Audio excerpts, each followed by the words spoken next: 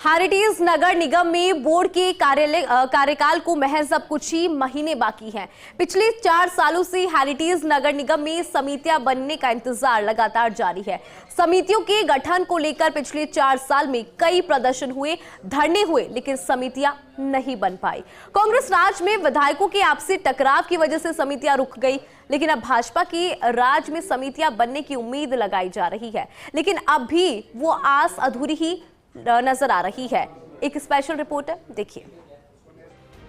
Heritage नगर निगम में सभी पार्षदों को समितियों के गठन का इंतजार पिछले कई सालों से चला आ रहा है।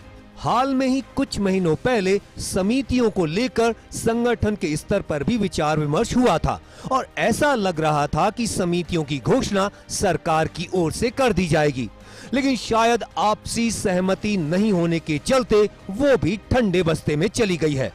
4 साल में ज्यादातर समय में कांग्रेस का बोर्ड रहा। उस वक्त विधायकों के आपसी टकराव के चलते समितियों का गठन नहीं हो पाया।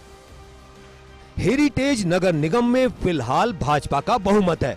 इसके पीछे ये कारण है कि कांग्रेस के कुछ पार्षद भाजपा खेमे में आ गए थे।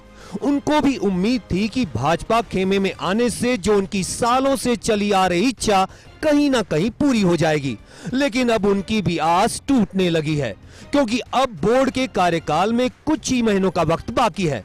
ऐसे में अब कांग्रेस के पार्षद अपने आप को कोस रहे हैं।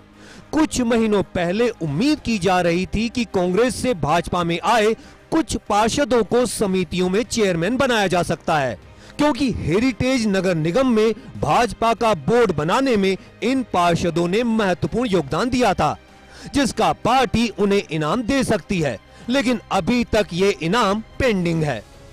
हेरिटेज नगर निगम में अब कुछ महीनों बाद कार्यकाल समाप्त हो जाएगा, लेकिन जो आस पार्षद पिछले कई सालों से लगाए हुए थे वो पूरी नहीं हो पाई।